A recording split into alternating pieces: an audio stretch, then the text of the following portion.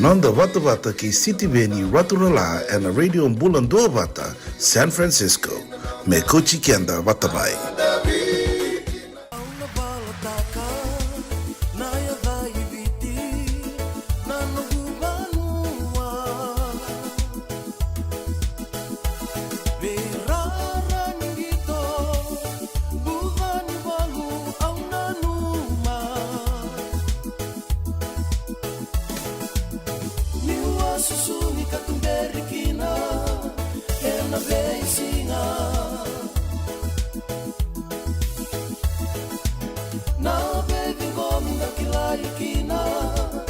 Sai gura-gura nano gubanua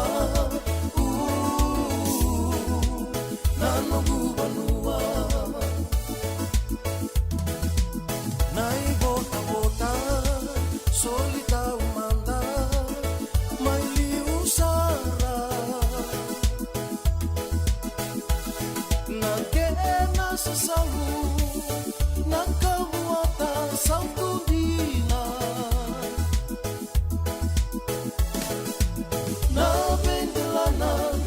roka na veimuda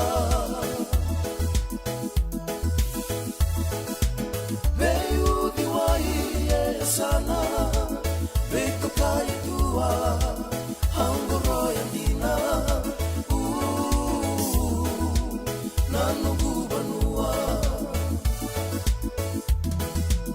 era mai peleva na veio dela dau saraba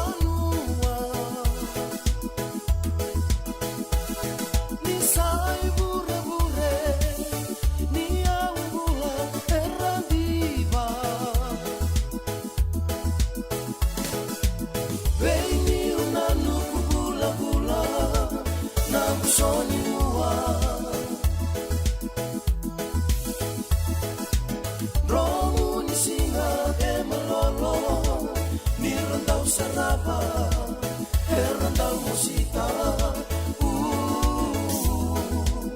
nano gubanua au na maroya na kena itobo hekila ikina lola manandina beika wataki ebesinga Isabiti no bubiti mokalongata Yava musaroro mayawa kibei banua e bura nano gubanua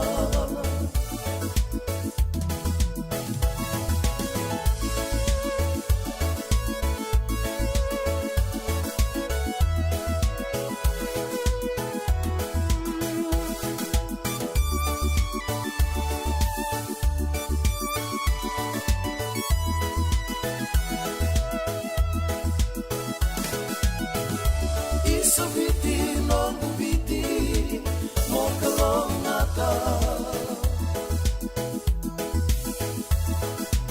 Yava musaroro mayawa kibei banua e bura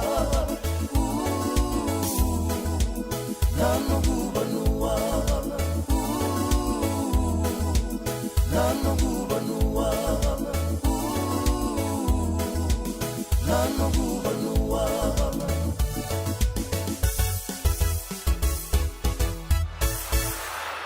Tani mula bena kana turanga kei na marama enda sabe kinda wakitiko eni en non de waseninga unango na non da vata tini kandona kaloko e na singalebu ni wakarawai e na non da ngau na viti na non da ngau na San Francisco e na singa wakarambuka vana kaloko e na kavi enda vei kinda wakitiko eni kina vei kemni na dakadaka vei kemni na vei tosa e kitiko e ngau ni sala e tabi angarabi na singa inda inu itakini na kalungata tiko na dakadaka na itabi en tangaraba ni vinaka toka na raki monde vinaka tikungona dangi en korturanga isuba toka lau deva era kaya na daw ni raki ni na daw makakota na kena itu wakin dena ngai tau wanga una na udena e kavi ta kinda waki tubo sa turu na bei tola vina Tolo vena na warna kota mena bena roroni gua io toso viti toso saat laku tiko mena tuku ni wanu ni vena baleta nang gitu ena kavi ndai na sota ni All Blacks wat the kena Flying Fijians Fiji Water Flying Fijians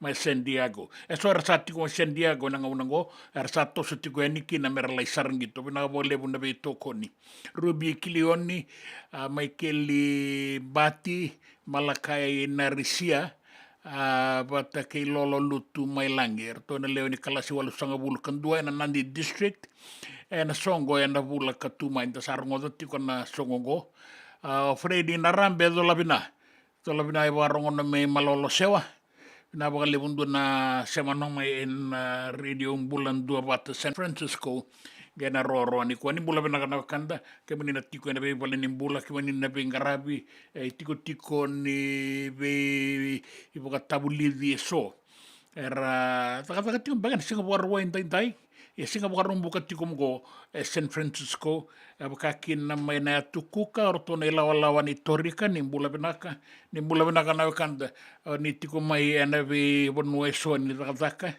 ke menina be to sa ki tiko embarabi so beka soko asa bagalele ani se bagalele mai nui takin gare bo bina kana itabe ndai nda maruta kana singa e baruta ki membaletik enda ninda maka tunan raki na ken reitala noa na bunda na non ratawa noa e na non da be tu anu ni botai tu kina na singa le benda ndai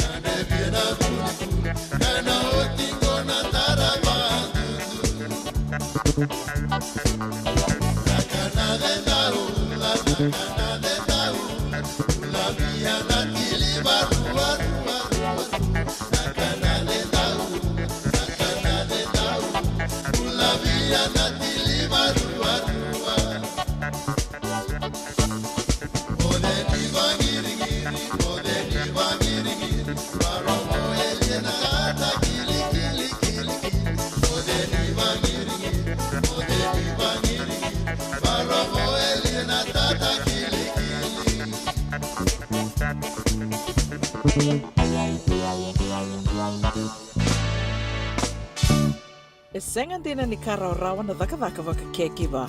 Ia endona ka enda wipu ke ka waka mamanta taka tuna bengaravi o ia ke tuna kenda tō kakana.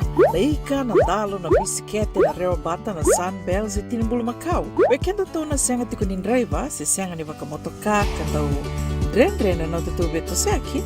Erto sa tu wakarau na Divine Pacific Food Mart mai Sacramento merto talaveani na nong ni boli. Rawa sara. We tartarangayani na telefoni diwa 21 saivarua merto wakarotaka katalada mai na nong ni boli ena kenagona totolo tuatua. Divine Pacific Food Mart, Viturua Diwawalu Franklin Boulevard, Sacramento, California. Namba di telefoni diwa 21 saivarua. Erto ngarabatalangan kenale wakasuburi ani nanomu yaya. Mai na nonroto stoa kena nomu mate ni katumba. Nungu chisu nungu badua. Dorongode na vima mani ono kina vitu ene kawani bugululu we kemandawe California. We mani rua ene kawi kina tolu ene singalewu ni lotilewu we kemandawe viti. E warotaka na New Methodist Christian Fellowship USA. Rongode ene Radio Mbulando vata San Francisco me kauti kenda vatamai. JJ's Food Shack. E tiku kena na kakana boka biti me pakana kokonda. Lobo benga ni ngai kani doitu na bundi nan dalos e tapioca. Na kakana boka malangi me pakana steak boka eloka kena coleslaw. Wee! Na karitoa sa wadha badina na kani kana. Kaya tiku talanga na nonroto specials and lomo ni madhawa. Daw tamba na Facebook. Na doi ni tiwa ya na bani manray pai kaya na bunga tale. Gore na JJ's Food Shack. View Valley mo Billie Jean Street, Santa Rosa, California.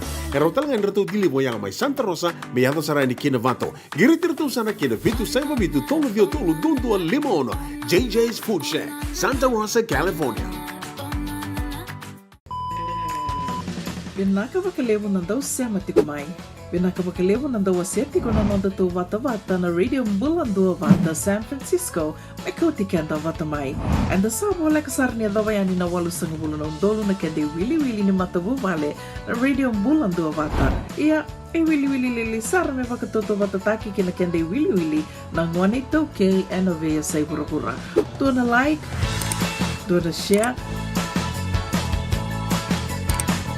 Subscribe talaga Mike na Radio Mbulando Vata and na YouTube. Radio Mbulando Vata San Francisco, Mekoti Kenda Batamai.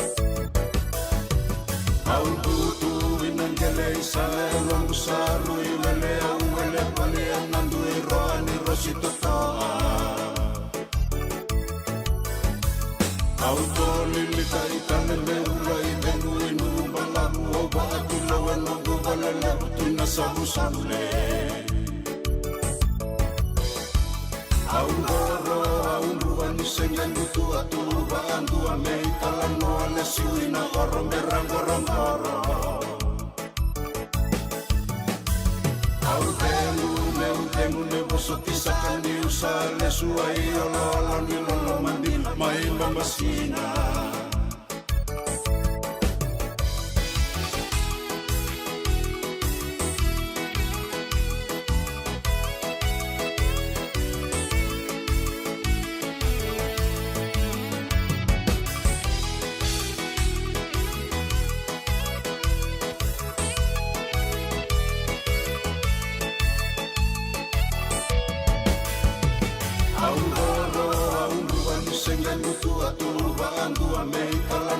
Suina oro me rangorongoro. Au temu ne boso tisaka ni usa le suai olo ni lolo mandi mai mamasina. Au temu ne boso tisaka ni usa le suai olo ni lolo mandi mai mamasina. Suai olo ni lolo mandi mai mamasina. Suai olo ni lolo mandi mai mamasina.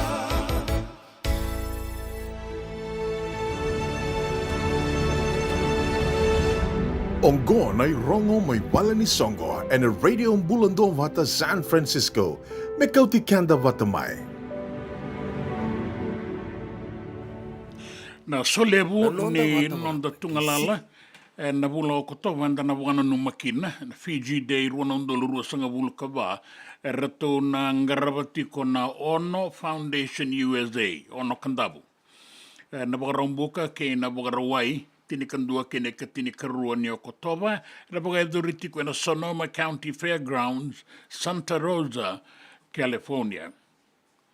Na makiti ko ni anda wa ti ko ni se toka ni na bulo ko to wa sanga bulo chula ingo bo ti ko tolu na bula menda nga ya to wa ni bina ka menda sa ba ra ti ko be ke moni na bina kata na bola ya vitu nan rau nan dolan dua moni ngai be tartarea ni na email ongo na fijidayusa@yahoo.com moni wandi takakina no moni bola and singani songo.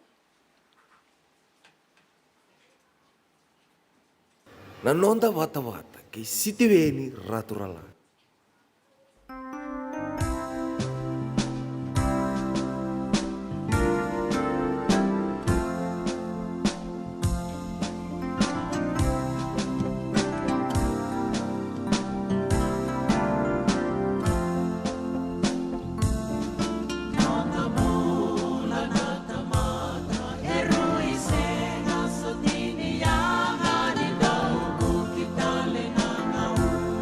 Ni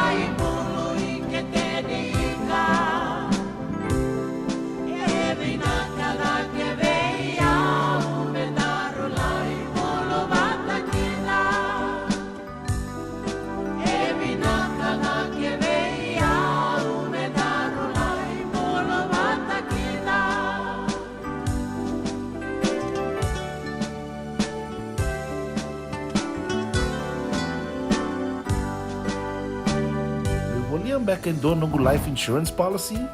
Laka kira ni tūtane ka tini kabitu ni okostita na 2022 o sangir taka sarabiri ni tauna. Kami ngaya kira maga tu ngaya salah ko mana check. Sengat tali ni biara, sengat sarangan ni biara paling lain. In time sarangan mai. So ang kali warga tala tunda warga. Kubertungko. Kau saya lo bengo kamu binasa. Iyo, o ya sarangana buna, e rau sara, sa tiko na pepa se senga, bula binaka se tobi mate, kambani duan-duanga kana soma mena claim na lom ni rosa nga bulu kabana ua keada na lenga, nisa e mbaki roa tina policy. Text mai kina wasa e walu ba dua, tolu walu lima e na kena i tuku matai lalai, o ya na wasa e walu ba dua, tolu walu lima. Doyan Robina ka naman raman na ita. Do samba di ba kusa-kusa iwe? Yandra na ita. Kita sili katalaw manday na Orange Lounge. Maleka. Warasan ba di kata-kata pinakasar tu nga toboy, simbang bakaw. Gay way dala tu kinambata. Koe serengan kori, sonong una santa pinakat serengan na kenta kakana. Di na to zoko. Kaya kita sana berata ini bagai singelebu, kita sana gali bagai kabi ngaya ni kena. Na Orange Lounge, katalaw bagai singelebu siya bagai kabi, e baraw tayo ito bagai manggosang gay totokan na buno ni kana. May namenda to identity, kanay bagai singelebu siya bagai kabi, may bakana bagai sekera, na sui, ikatabu teke, roro bagai lolo, kay na vida tale. Giraraw mo kila na menu ni singoya, na Orange Lounge, tolo-tolong dua, Orange Street, Santa Rosa. En dua tala na tamang nibingarabi ni Divine Group of Companies. Dola may na walang kaloka na mataka, kina walang kaloka anambongi moniti kina singatambo na Orange Lounge. Tolo-tolong dua, Orange Street, Santa Rosa. Dendram beka nang wala ni kibal nilo tira buku ni oso-oso pakadadaka. Sendra-kendra kita beka naik tos-tos nimbula, kuwa ni lenga sinuing gawa-gawa. Nana magi-mai kina programo warotaki. Mai vera tau na New Methodist Christian Fellowship USA. Nongu chisu, nongu banoa. Rungo vina vima manione na kabini buku lulu bei kemando e California. Vima mani dua na singilewu ni lotu lewu bei kemando e viti. And a radio bulando wata San Francisco. Me kauti kanda wata mai. Nanonda wata ki City Veni Raturola.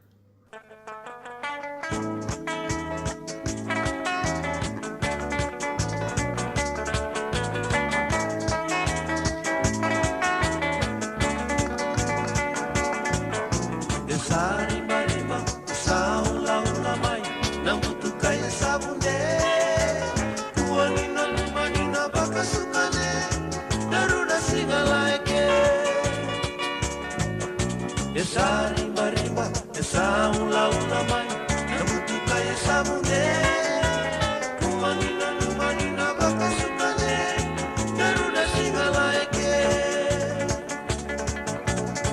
Nai baka tangi tatangala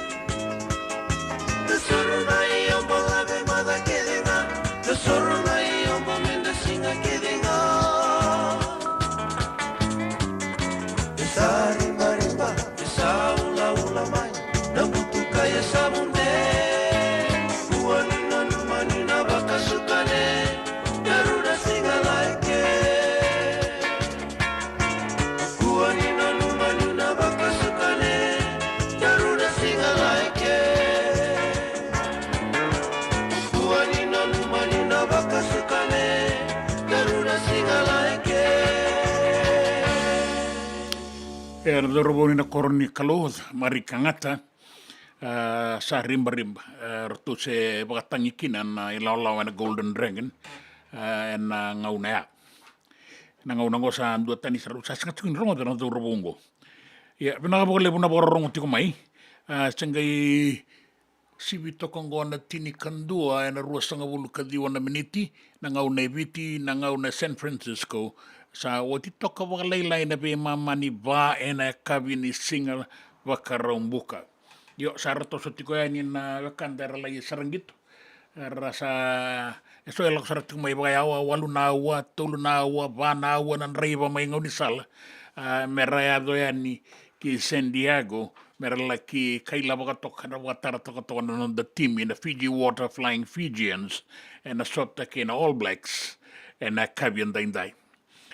Doli na ulubula may Milford lolo mayani laitio ne na yara boro dola bina kalungata na pingwarabi na bagalia buna singani kuwa o bula bina kana bakandando bagarorongo tikungori may nandakuni may netasir di sombo ama ni singani rawayani na singale buna no me andalay bagangata kana miti bagalolo ertua bagaruta katok na bakanda may kya na watay na watangay bagalolo ko bagamiti asin rawen sana numa tungan da bana nanuti kon da bana ni na katalitunga vera na kanda artiko na non reitei na singele buenda indai and then ngai rongo tuku saratiko na tini kru na kaloko na singele buenda indai Viti and lima na kaloko na non da ngaunango San Francisco and radio mbulan dua bata Santiago ni mbula bina kana bagarorongo tiko maikina endo na tuku tauri rawango ni na bebuka yaki my Las Vegas sana sangni raw sin raw bito sa yaki nabuka rasa roke de may nawanga buka na buku nindo na lenga ka taran na sala ni baka tuku na burbura na global internet bagarita ki may ni sa dabuka ka sa tubukan dua ke saranga na bito sa ki may Las Vegas na singalebu indai se kabiti ko may kiri mo ni nagay na numatok so baga na numatiko na bito sa ki sa na tindaro to kamanta ka nuita giti ko ni nagay ndo tale na madala ni tukutukong go na kabi meroki na bito sa ki may Las Vegas we kemuni na wakando ni nanuma mo ni toso na wangabuka na bono eso o ni nanuma mo ni toso kina na singalebu indai ta baka binakatiko be Ruby Kilioni batake Ratu o Malakai na Risiengo may Kilimbati rato keretiko may nabina numi be Chelingoro Siteringoro Moses Marabo Liviana Ngoro Gracie Esther Santiago yo rato katunga toso Viti toso anda mau laki bakatarata rato kani na nonda dorowo na kabini kuwa be mama ni rua na Snapdragon Stadium mai San Diego na kabin daindai now Minapoli mai Santa Rosa na numini na kele tiko ni ondriu be kemunrau na tuku le tupu Saturu batake rato na ilaw tori kambula benaka kemuni nimbula benaka may Cook Islands na kabini Singapore rombuka ni kuwa ni bagarongo tiko maikina rongo benaka tiko yani anda baga benaka ni oni samatale tiko nga maikina ortu talengan ilaw kalasi walundua Erton dua bata tiko mai weekend na singalebu indai na nonda ngauna na nonda bata ke au ni sa uti tonga na be mama ni tini kandua sa wero sanga bulka walu na meniti betini keruana kaloko suba na nonda korturanga Viti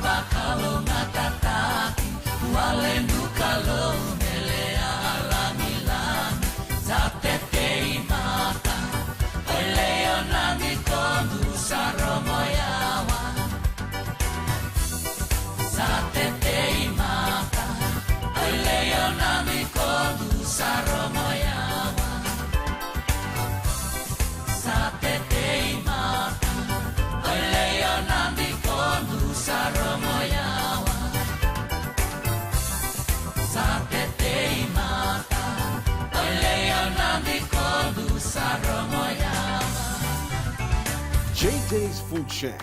E tigo ke kina na kankana boga bitki me bakana kokonda. Lobo benga ni ngai kani do itu na bundi nan dalos e tabiok. Na kankana boga malangi me bakana steak baka loka kena coleslaw. Wee! Na kari toa sa wadha badina na kani kana. Kay tigo talanga na nono to specials and the lomo ni madawa. Dau tamba na Facebook. Na doi ni tiwa ya na bani manrai pai ke na bungatale. Go na JJ's Food Shack. Viu Valley mo Billy Jane Street, Santa Rosa, California. Karo talagang rato dili mo yang may Santa Rosa, may ato sarani kinavato. Giritirto sana kinavitu sa mabitu tolo vio tolo dundo al limon. JJ's Food Shack, Santa Rosa, California. Me volia back in dono ng life insurance policy? Nakakil ni tuta na katil kabitu ni kostita na 2022 o sagir ta kasarabiri ni tauna. Kami ngaya kila mada ngaya salah ko mana check. Sengat tali ni pera, sengat sarangan ni pera paling lain. In time sarangan mai. So ang kali warga tali tunda warga. Kubertungko. Kau saya lo bengo kamu binasa.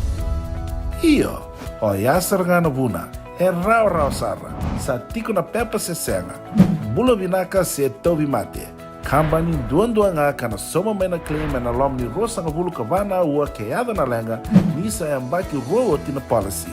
Text mai kina wasa eva walu dua, tolu walu lima e na kena ituku matai lalai, o ya na wasa eva walu dua, tolu walu lima.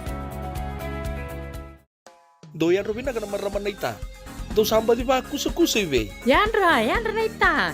Kita sili katalaw mande na Orange Lounge. Maleka. Warasan ba di kata-kata pinakasartunga toboy, simpang bakaw. Ngai woi dala tu kina mbata. Koe serengan kori, sono ngona santa binakat serengan na kenta kakana. Dina to zoko. Keba kitu sana berata ini boga singelebu. Kitu sana gali boga kabi ngaya ni kena. Na Orange Lounge, katalau buka singelebu se buka kabi, baro te tu buka mango sanggai to toka na buno ni kana. Mai na menta tu ide ni ti, kena buka singelebu se buka kabi me buka na buka sekera. Na sui, ike te uteke roro buka lolo keina vida tale. Gira rao mo kila na meni unisi ngoya. Na Orange Lounge, tolong dua Orange Street, Santa Rosa. Yang dua tala na tamari di Bingarabi ni Divine Group of Companies. Dola mena wala keloka na mataka, kina wala keloka anambongi moniti kina singatambo. Na Orange Lounge, tolong dua Orange Street, Santa Rosa. Binaka bakalevo nandau sema tiko mai.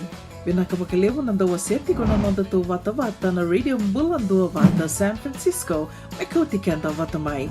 And the sabo wala kasarni adawayani na walu sangabulu na undolo na kende wili ni matabu vale na Radio Bulandua Vata. Ia e wili lili sara me vakatoto vata taki kina kende wili na ngwane tauke ena vea say pura. Tuana like, tuana share, subscribe talaga Mike na Radio Bulandua Vata and na YouTube. Radio Bulandua Vata San Francisco, Mekoti Kenda Batamai.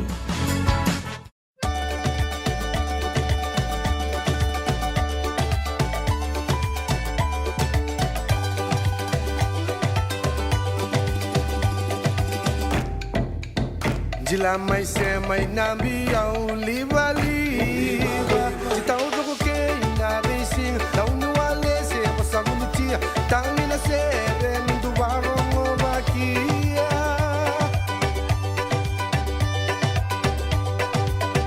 Navindere nambi au liva Jiwarongo ke kusarabike Limonali maliva Waselakinia au lenga kwao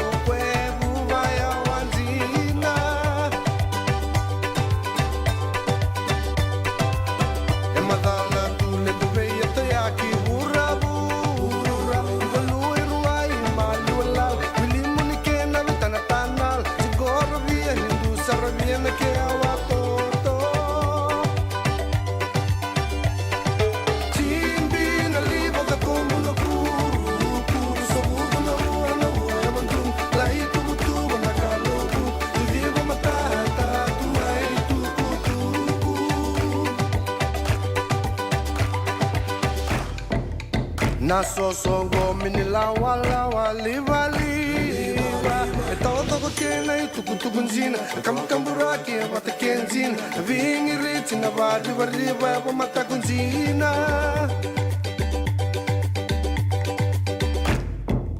Na watoto ni ngau na e konda ke sirin sa Wilike ne bakarau na buli na lo Duyandra de kuani suso Gulumi ang kata na pipa buli di mele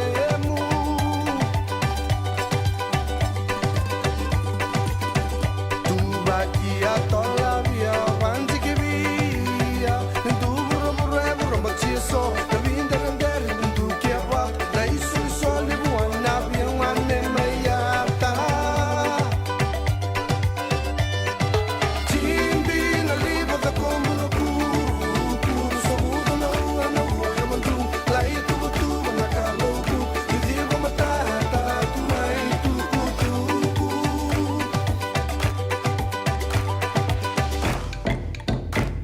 Vaquilla todavía wanti que via en tu burro machizo la vinda render en tu que va la hizo el sol y buena bien wane mayata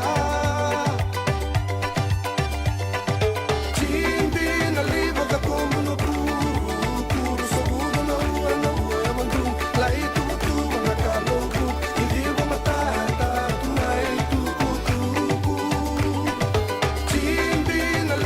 como no puro so no mandu la itu tu na calo tu y digo matata tu mai tu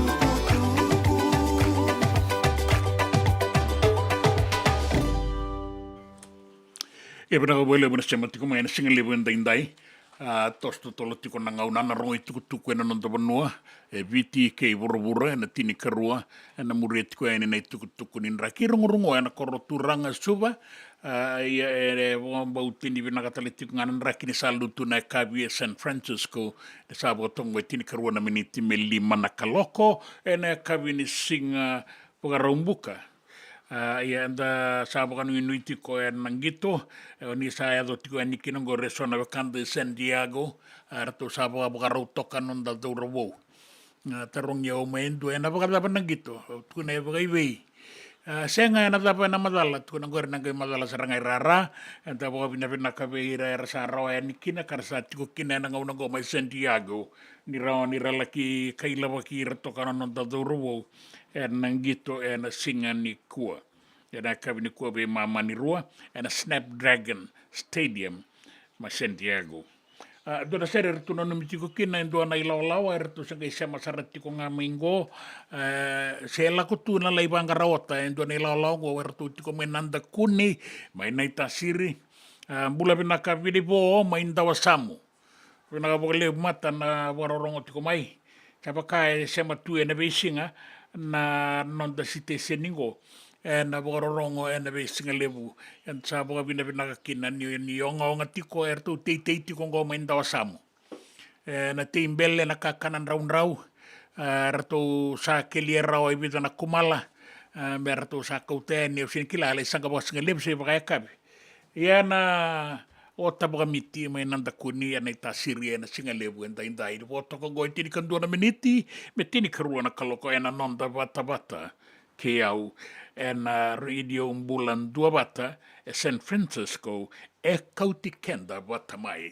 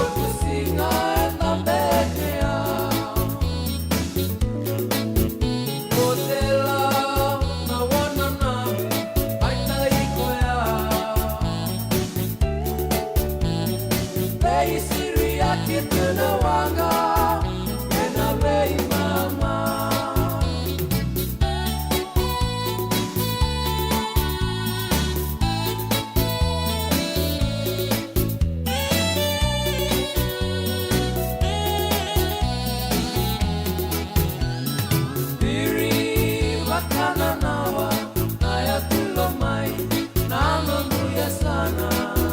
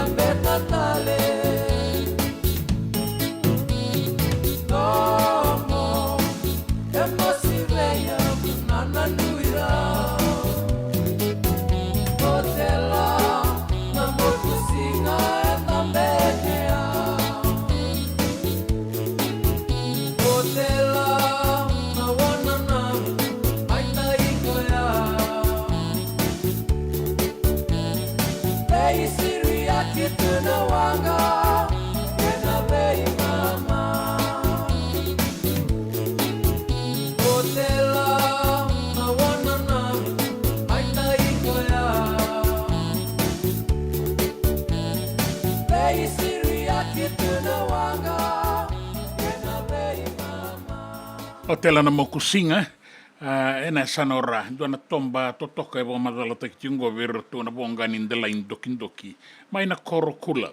Apina wa lebu na sema tiko mai mbola tangane, sa bola ka saratongo na tini karua, ena nonda vanua e viti, ka bola ka taletiko nga na lima na kaloko, mai San Francisco. Ai ainda boga bina katiko, ena singa lebu ngoa e viti, baka kina ena kavi, oni sandua pata tiku mai kina na wekanda mai mbola tangane ngo sambongi lebu. Sanambongi lebu sara, ia deso era boga tundalinga tiku mai sara tiku mbekanga, dore laola ora tu sara tiku ngango i visinga, bina ga boga lebu na sema tiku mai, ena radio umbulan dua bata, San Francisco, e kauti kenda bata mai, dola bina legima, boga nui bina katiko yani, o Richard, na pono warongo tiku mai kina, anu itake ni sa rawa tiko na bula binaka. Wata ke ratou na nona leo ni valeo mei, bula binaka mei, tina ino guiava, bula binaka semesa, ke o bogaro rongo tiko, se o sa mo de tumbeka. Wata ke nandua na ngone leo, e buka tiko ngo en British Airways, o Jewel, lewa, o nui binaka tiko eni sei vena sei burubura o tiko kina ona numi tiko ena nonda bata ena singa levu en daindai moni baka maru taki kina ke muni na sema tiko nga mai soe sarasara soe sinimani dua sara mai na tuku ia ke baka ia mai ndau maka ke baka senga ndau maka binaka bole una sarasara binaka bole una sema tiko mai ena singa levu en daindai.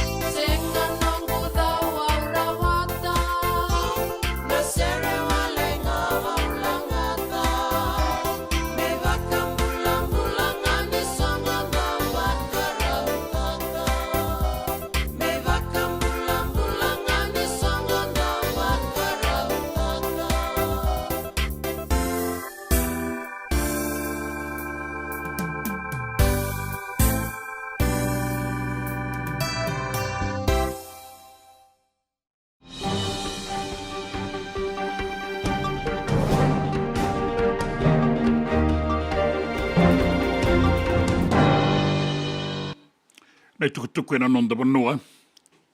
Sa baka ngui tu baka wawa dua na obisa ni pale ni bebesu. Na buku ni no nambeitaki ni lagati ko ke ira na kaibesu. Na bolitaki ni wainganga. Tauri mai na itamba so na no na taleboni ke be kauyaki. Kasi ngai wandina tagikina. Ni bagayanga takatalitu nga dua na kaibesu na no na taleboni na obisa ni vali bebesu. Ka bagambauti ni bagayanga taki na taleboni ngo. Na ngauna ya takatiko kina. Na beisolia ki ni wainganga tolu na tani. Ka kune mainandi. Ne teka buni ang bakingo. Bukarita kamay na tambanan ni Bebong Dondonutaki ni Erdo na Kango may lautoka.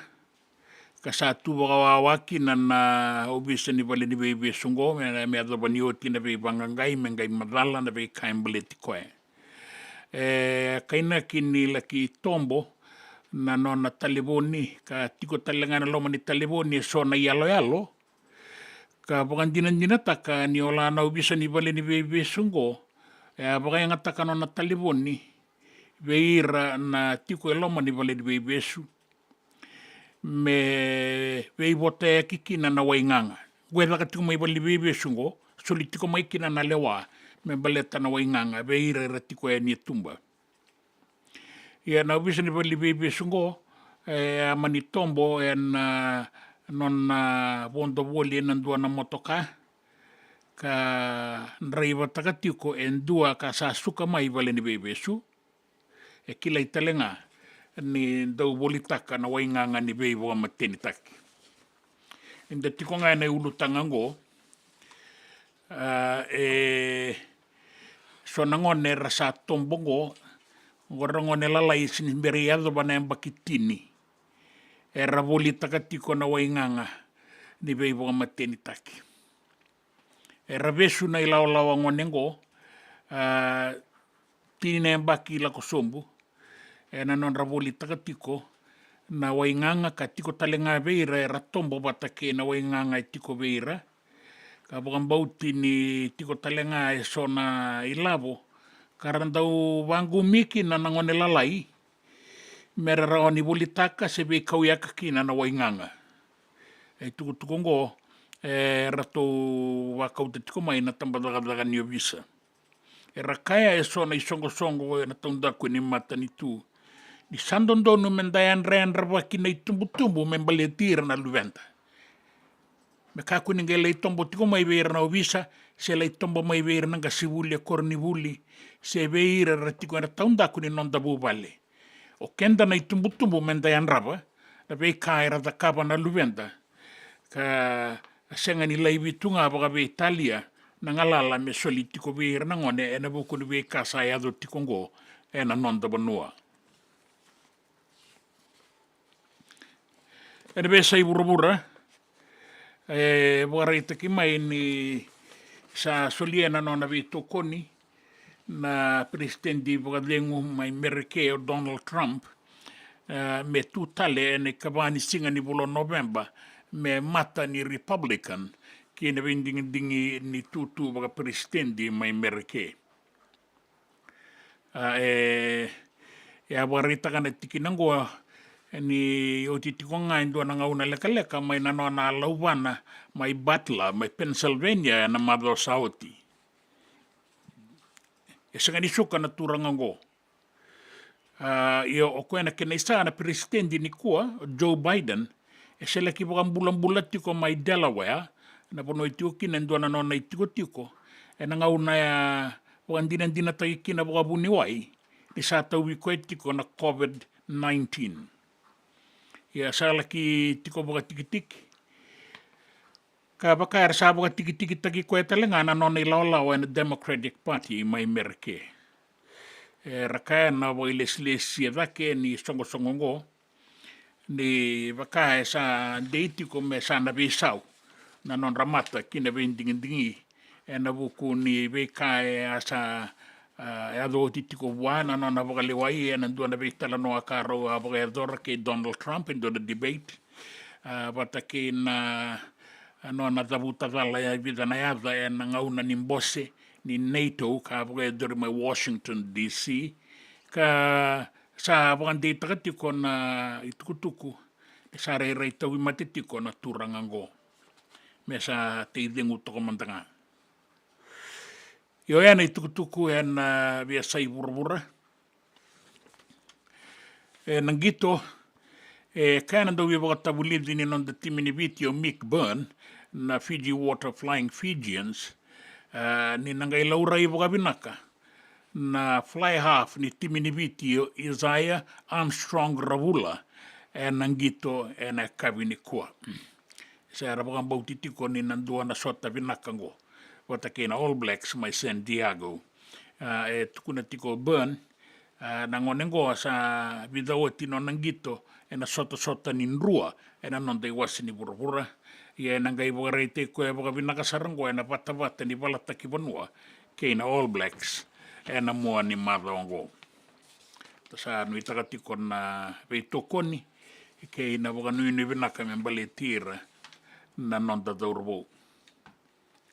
Andraki e warai takatiko ni ndau makatiko na andraki lio tiko na deva toka lau deva na sona ngauna ka liwa toka na non dambarabi ndina nga e ndua na ua ni ndraki susua e koto wakaya waya ni kina deva e sember ni tarai kenda tiko mai e na ngauna ngo e na numi na rao ni avalata toka na andraki e na mua ni madongo mai na moira bedo bana bongi lebu endai e na non davanua e viti na tau wanga wana nauda, wakam bimbi mai na atu ya sawa, na atu mamanuda, viti lebu, kandabu, ke nebe anu anu wole kata. Maira tu mawa whaiaksa malele ko nga ngatspora tukoa, ne atu mo tero tuam. Bula venaka ni sa tau tiko nauda, e nebe wanu e so, e na nonda wanua ke rotuma, e ra sanga ni ngalalaki na nawe kanda, da wasea tiko, kanda vei wata tiko, e na singa lebu endai, e ra kawini kua, ke ira nawe kanda mai rutuma ni mbula saratiko, na toka lau waliku, ke ina dhepa, e na sona ngauna.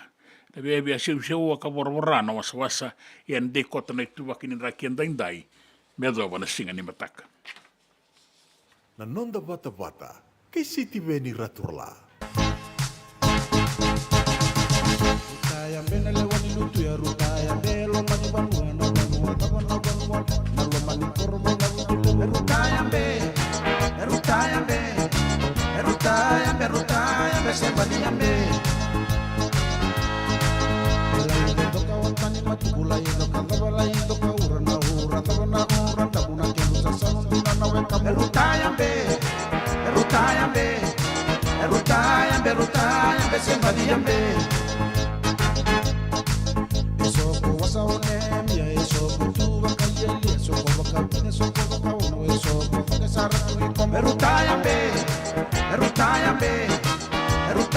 Erutaya be sembadi ambe laite dalo taba la ite dalo ina butule unandalo tabana dalo matuana ke musa salundo na balutu erutaya be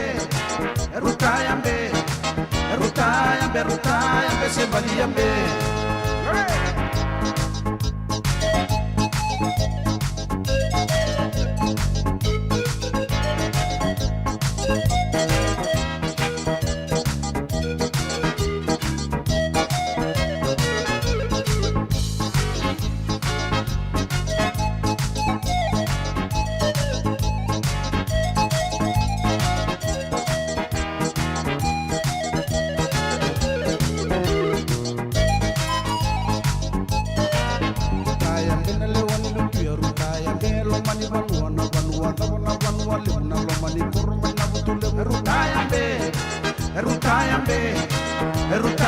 Erutaya be sembali ambe la ido toka watani matukula ido kandabala ido ka ura tamuna ke musa salundina na weka erutaya be sembali ambe eso ko wasaone eso ko tu makali lia lia soko waka vida soko waka ono e soko take saratu I como rutaya be rutaya be rutaya be se valia be laite indalo akava legu laite indalo ina mutu legu nandano tavo nandalo matua na kenu sasalundu na malutu ya rutaya be rutaya be se valia be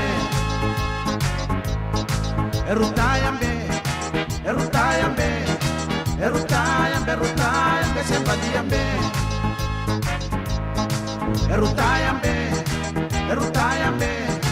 Erutayambe se vadiyambe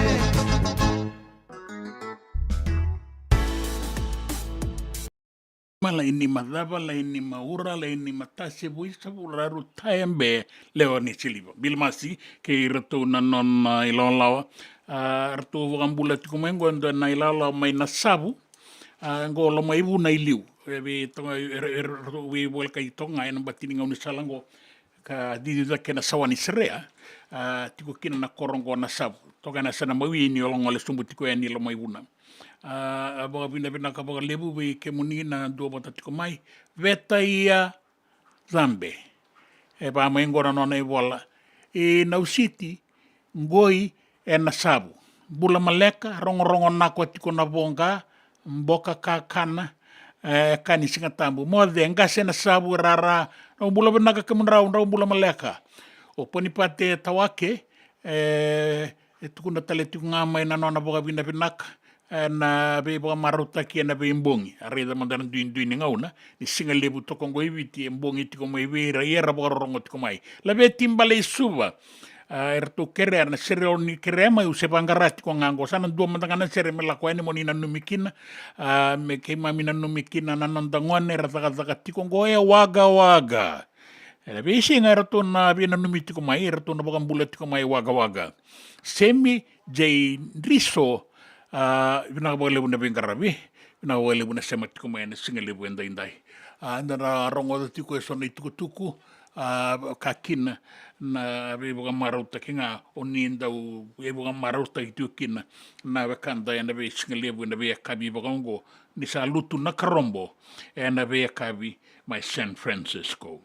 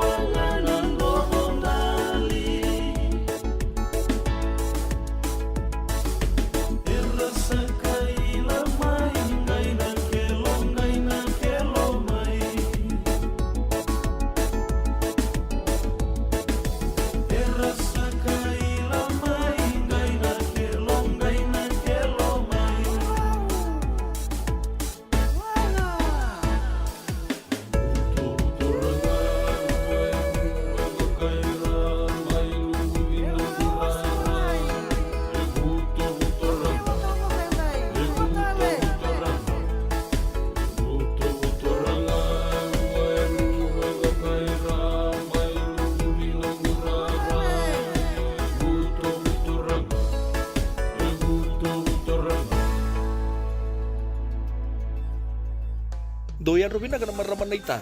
Do samba di ba kusa-kusa iwe. Yandra na ita. Kita sila katalaw mande na Orange Lounge. Maleka. Warasan ba di kata-kata pinakasar tunga toboy siyang pambakaw.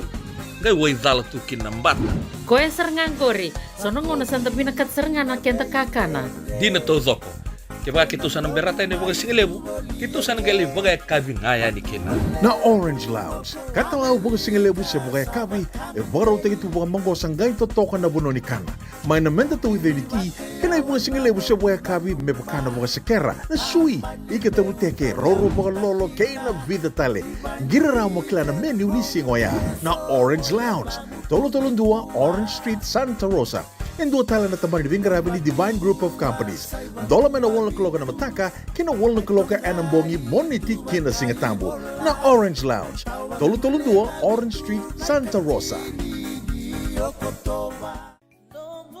Nungu chisu nungu badua.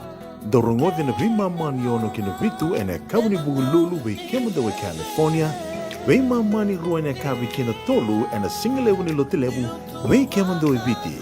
E warotaka na New Methodist Christian Fellowship USA. Rongode na Radio Mbulando vata San Francisco me kauti kenda vatamai. JJ's Food Shack.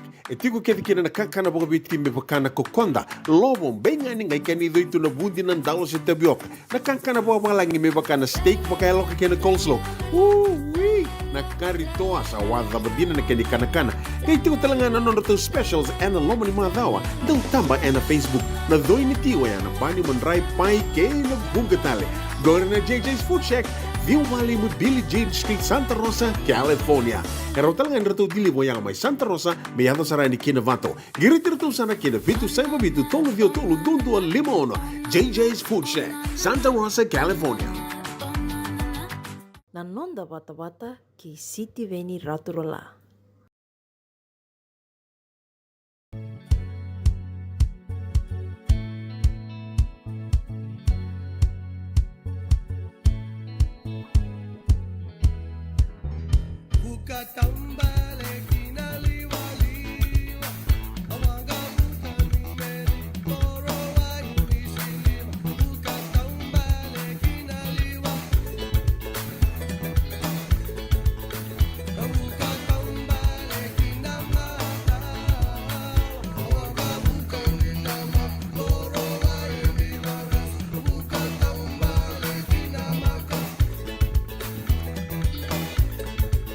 Oh, they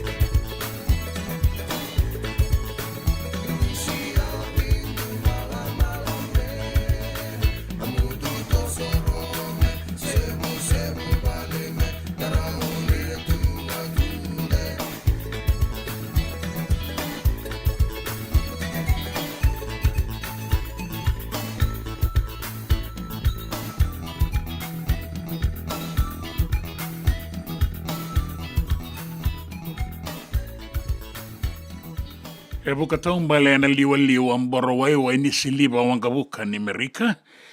Buka taumbale na liwa lalang borowai ni varasa wanga buka ni namaka na serea yang bulindonia na ikarua ni valulebu ni sagaitana iroro ni wanga buka mai namaka. Merabaga yang ataka na mata iwalu madawa ni mbolatangane ke merke. O matana walo na kandabu mek bula binaka na buarongo tukumai mbolatangane tukune tukumoko ya. Sa o ti tikungo nan dua nakaloko ng bongi lebu misale matakatalit ko ni sikatambunggo ng tango na ibiti may bola tangan ni dua nakaloko sa bongi lebu sare may bola tangan ni ya tukuna totokati ko na bimbulang wadi may nonda matanawa lo na kandabu mek bula binak o ratu bini perkas tunat ko mo ko bula boss sangan nirawan ni mode can't find sleep sa sinirawan na mode ngo sarava na ng tunggito na nonda durabo na Fiji water flying Fijians na San Diego vinakapagalebu USA and dolo kibiti la ko may kinanaturang ngo sa pagkaroon sa rati ko may merke inday ko ratu bini prakas ay prakas dola kay kemanina kanda orto na ilawlawan ni Francis Raswata nakapagalebu na siya matiko may na singalebu inday tapang bakay pakangata ki may buka singalebu ngo so bagara buka takakana tiko mata so ambal tendaw makatiko ng raki suba bakaki na may na mo irani non tapanua be irera takataka na bola katiko ng ngaunan ni buka singalebu ya be irera tiko may na koro buka singalebu nga na ngauna and tabi buka singalebu kinasiba kay be Gori na nonda iwasin nga unang ko na nonda bata kaya na singalebu ni kuwa and radio bulan dua bata San Francisco kauti kenda bata mai.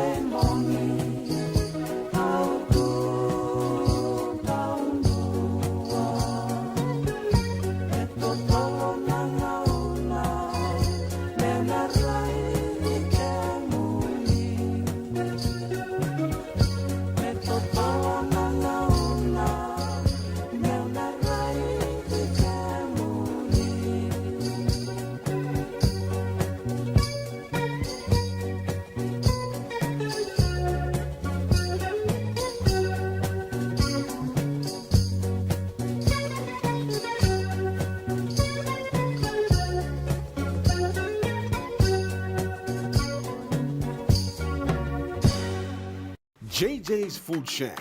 E tiku kedi kina na kankana boka biti me pakana kokonda. Lobo benga ni ngai kani itu na bundi nan dalo se tabioka. Na kankana boka malangi me pakana steak pakai loka kena coleslaw. Na karitoa sa wadha badina na kani kana. Kay tiku talangana non rato specials and lomo ni mga dawa. Daw tamba na Facebook. Na doi ni tiwa ya na bani mandrai pai kay na bugatale. Go na JJ's Food Shack. View Valley mo Billy Jean Street, Santa Rosa, California. Karo talagang rato dili mo yang may Santa Rosa, may yato sarani kinavato. Girit-rito sana kinavitu sa mabitu tolo dio tolo dundu al limon. JJ's Food Shack, Santa Rosa, California. Me voliam back and don't know life insurance policy? Nakakil na ito ta, nakatil kabito ni makostita na 2022. O sagir ta kasarabiri ni tauna. Kami ngaya kila mother ngaya salah ko mana check. Sengat tali ni biara, sengat sarangan ni biara balilai. In time sarangan mai. So ang kali wala ka tala tunda wala. Kuwertongo. Au saya lo dengo kami binasa. Iyo, o yasar nga na buna, raw sara, sa tiko na pepa se senga, bulo binaka se tobi mate, kambani duan nga kana soma may na claim na lom ni rosa nga bulu kavana ua keada na lenga, nisa e ambaki rowo tina policy. Text mai kina wasa eva walu dua, tolu walu lima e na kena i tuku matai lalai, o ya na wasa eva walu dua, tolu walu lima. Doyan Robina ka naman raman na ita. Do samba di ba kusa iwe? Yanra na ita. Kita sili katalaw Monday na Orange Lounge. Maleka. Warasan ba di kata-kata pinakasartunga toboy, siyang pambakaw. Ngay way dala tukin ng bata. Koe serangan kori, sonong na santa pinakat serangan na kenta kakana. Di na to zoko. Kaya kito sa berata ni baga singalebu, kito sa nagalibu baga kabing ngaya ni kina. Na Orange Lounge, katalaw baga singalebu siya baga kabi, e baraw tayo ito baga manggosang gayon totokan na buno ni kana. May namenda to with ti, kanay baga singalebu siya baga kabi, may baka na baga sekera, na sui, ikatamu teke, roro baga lolo, kaya na vida tale. Giraraw mo kila na menu ni singoya. Na Orange Lounge, tolo-tolong dua, Orange Street, Santa Rosa. And dua tala na taman ni Vingarabi ni Divine Group of Companies. Dola man na wala kaloka na mataka, kina wala kaloka anambongi moniti kina singatambo. Na Orange Lounge. Tolo-tolo dua, Orange Street, Santa Rosa. Nanonda vata-vata, kay City Veni Rotorala.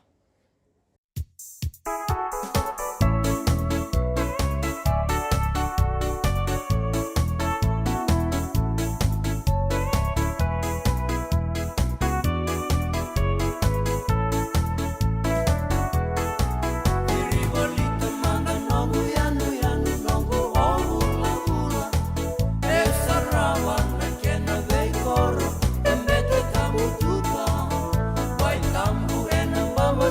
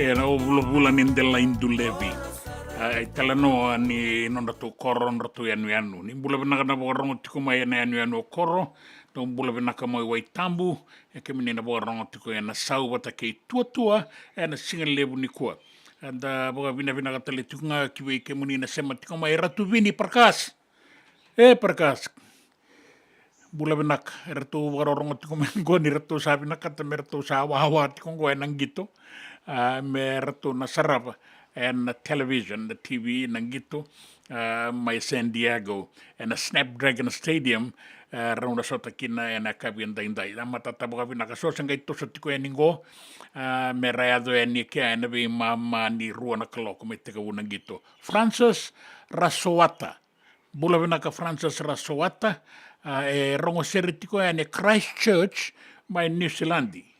Pinakabaga lebu na siya matiko may na singa lebu and daindai. Ke muni na wakanda doon na ilalar tu tatabuti ko. Saya nga nagkikinig gulang-gula or tu era tondo rabitangan nagkikinig gulang-gula na lomani madao monitikin na baka rumbuka na nga una ibiti ertu saya linggo batesin madal bunor sa hati ko kin don baka na bono ertu ngande bolikin na singa monitimbak na nonda nga una may San Francisco saratu na kayong balimbasi kamay. Ya, dabo bina ka bukaliw bir na wakanda no alomani bula bina ka matagali bula bina ka na wala na warong sarati ko may malebani ngo nang ngonin no sorry satu sar may malebani wano yun bina ka tiko yan ni be kemuni bata kay ranay law sa sangat ko ni modengo may na be bonwe so bang bautan itiko sa reningori na bonwo lebongo mereke duin na ngauna na be bonwa eso emberke na ngauna mandangango sabo to kay rusang ulkaru na miniti me ono na kaloko San Francisco may keri sana yan rabarawat ko na TV sara na handa ko tong oras ng ibiyamode merawara katok na ngauna raw na taromba sarabikin na timinibiti ke New Zealand All Blacks na kabiyan tayo itagiti ko ni nanduan na irongo pinaka minta marutaka ratu sa dua batati ko may kinanggo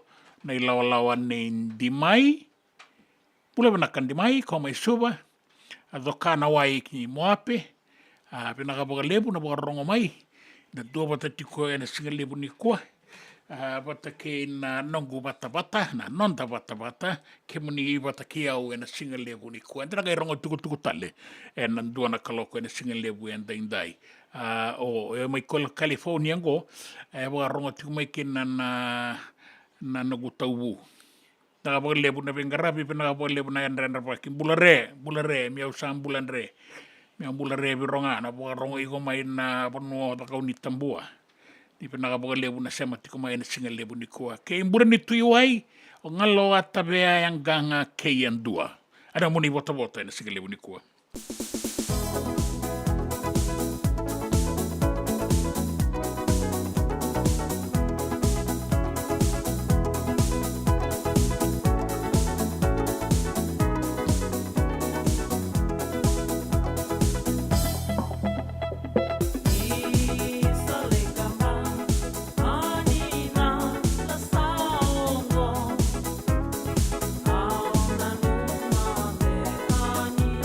Sing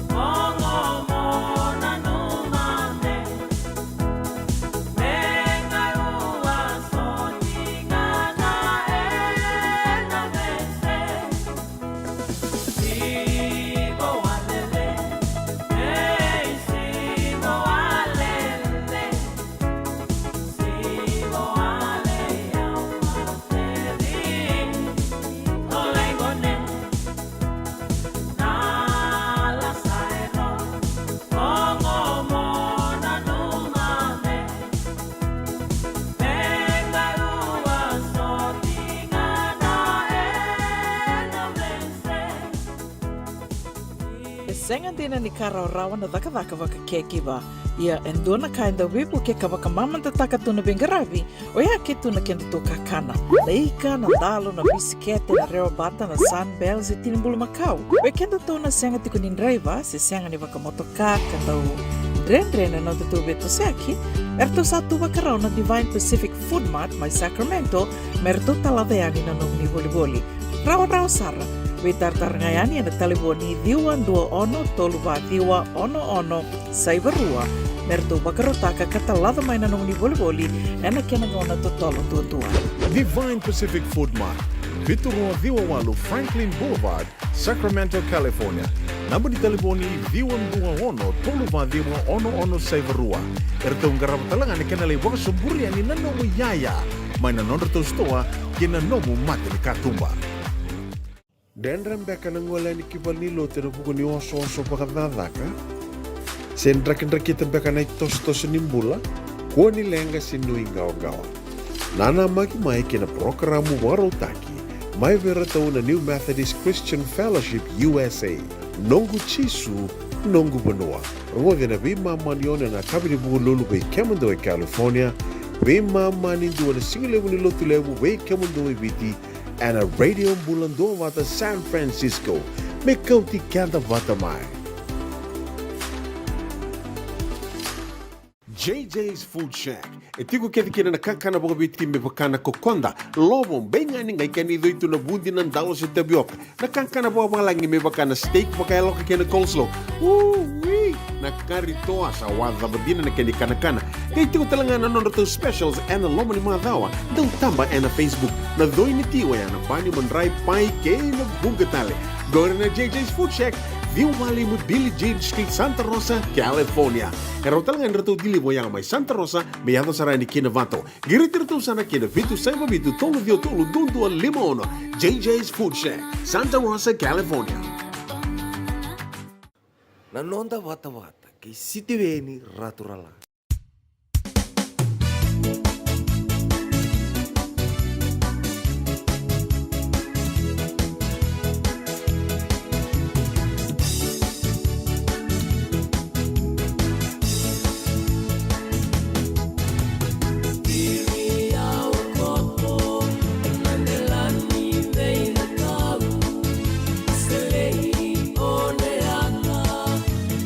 Anu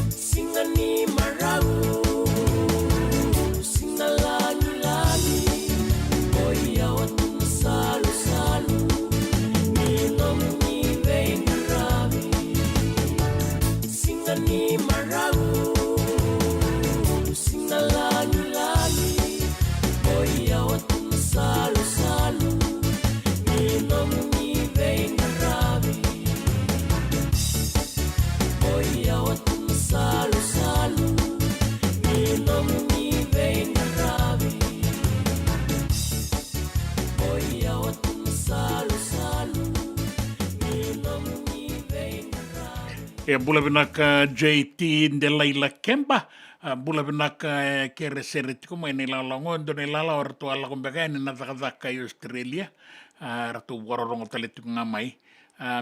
Me ratu mbona numikin na ilalango ni tauke ratakataka tokango ena abattoir, ena Thomas Foods International, ena tambana Stawell, Victoria, mai Australia. Era lewetini kadi o tau doko na dhurovo, era wakanu ini vinakatiko eningo vi kemuni na wakanda ni yan ravara tiko na nontanga unango ena vi vunu asare rea kavi kambongi tiko mai ena woli kuni burabura ya singa lewu vinakatiko ngo ebiti kanda rongo da tiko ngo nan wakanu ini vinak ni wakanu ini vinakatiko ni vi kimami na ne mami ndu matavu vale mai viti vinakanda vi ngaravi kimami sa lolo matu ni malo iyo pinakapolevu J Ndelaila Kemba, pinakapolevu na pinanumi mai, o api ratu wala pina, kera siretiko mai Sydney, bata ke Helani Cecil, pokang bulatiko eningo itamabua ngai subongo mai tamabua ki Sydney Australia, andangole siretiko ki Victoria, virtu na takataka en abattoir, na bonua ni pokang matim bulumakau. Ena Thomas Foods International kara sematiko mai ngorto letini kadiwana dorobo erto sematiko mai en radio bulan dua vata e San Francisco ni kauti kenda vata mai.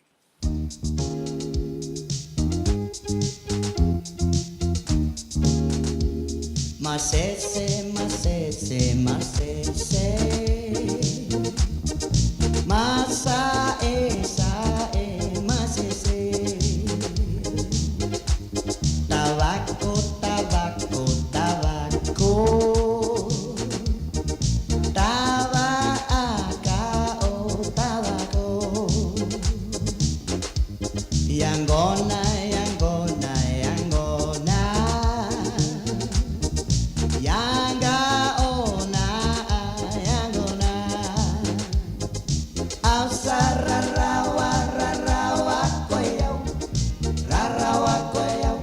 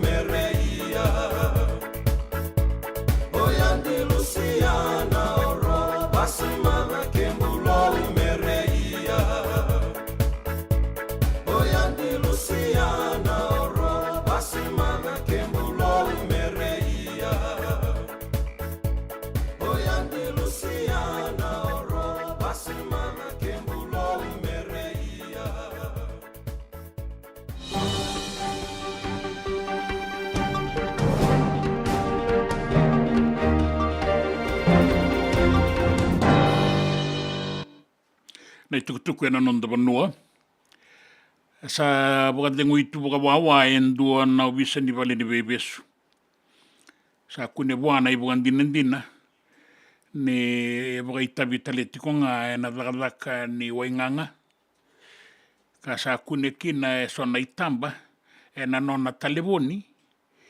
Ni sa waka itavi tiko na ana obisa ni vali vei sungo na kena vei votaya kina wainganga ni vei voka mateni taki ndua na itamba e kune na nona talivoni e voka ndei takatiko ni okoe ta voka itabi talenga na wainganga tolu na tani na tolu na tani na wainganga ka kune mainandi na itike vuni ambakingo sa mai ni voka dengu ituki na voka wawa na turangango me te itiko mandanga e lei kune sari nona vale na wainganga era sa reida talenga mai kina na ovisa ni tuki na so na itamba na video ka voka ndei takatiko ni takatiko na ovisa di vali vesungo ke ira na kai vesu na vei votaya ki ni wainganga ni vei voka mateni taki ngoe takatiko mai loma ni vali vesu e voka reita ki talenga mai ni kune voa so na iolo ni wainganga vanan raunan dola na ilavonganga kana numi ni tiki ni i ve saumi membaleta na wainganga ve ira ravi botayaka ka kune talenga voa na telefoni ve kauyaki vata ke na recharge me rauni vakayanga taki sama ni leibe sumai na ubis ni vali vebe sungo di bondo tiko enandua na motoka vata ke nandua na kaibe su liu sa sereki ni kilei tele tiko ngani ndau takataka na ve botaya kini wainganga ni ve boga mateni taki se tiko ngai na wainganga erto sabe sungo e vida na ngone kaina kini tiko viratu na wainganga simbar ni ratu e do mandanga na bakitini gora tu na ngone lalai ia lalai imbe kana ken ratu rai ken ratu imbuli erto sa aboli takatiko ka vi kau ya katiko na wainganga ni be boga mateni taki boga bauti ni ratu saumi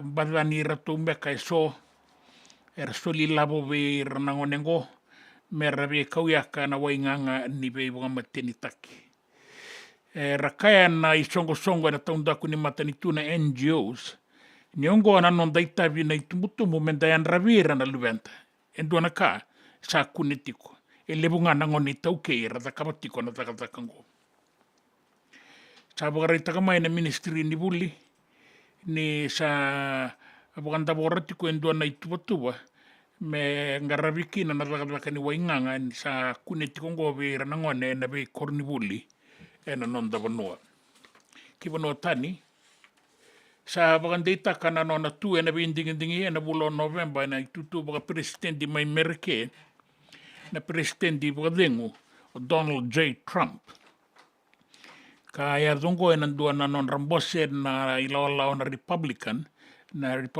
National Convention na madao sao ti nio titiko nga na nona laubana nandalingana na turangango na dua na sasanga melambatikina na bose ka baga dur mai Butler mai Pennsylvania na madao sao ti baga reita katalenga mai na itukutukungo ni o Joe Biden na presidente mai Amerike selaki baga dengutiko nandua na itukutiko mai Delaware na nona sa baga ndeitaki ka sa baga dina taki baga buniwai ni tauwi ko etiko na COVID-19 tanga ikuringa ni non ratanga ya na nona leo ni songo membalet ni sasanga tiko na turangango me tu talemanda na binding ni bulan November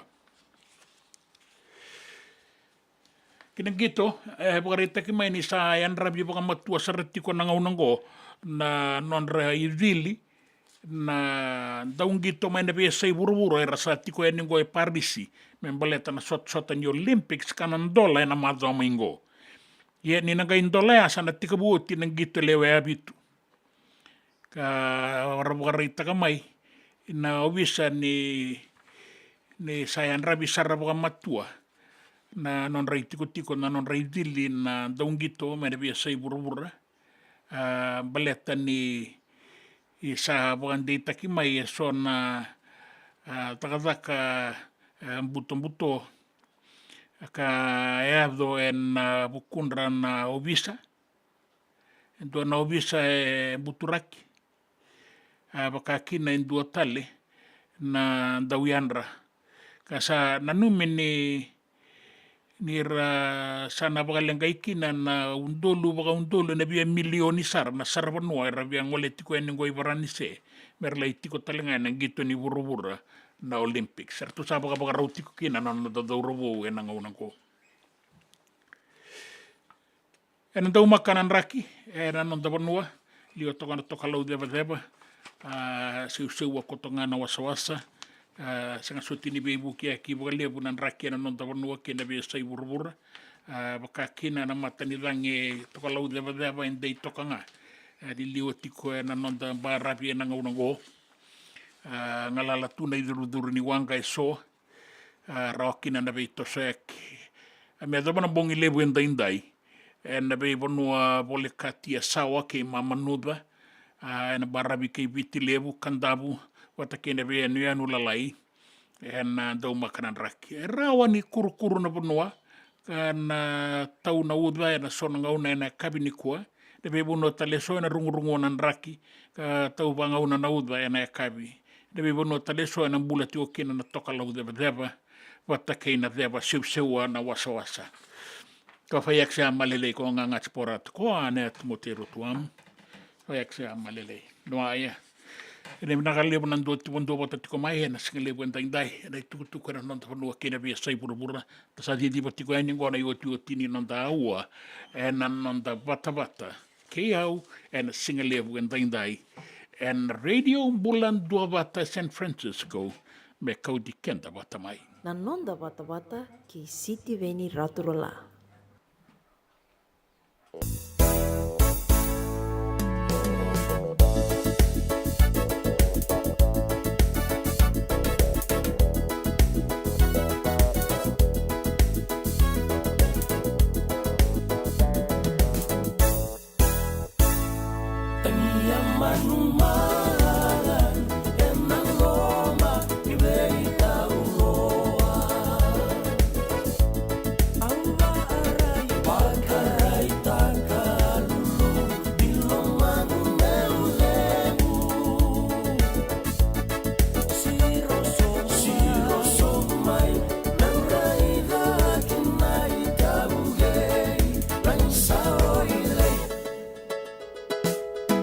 Sabolai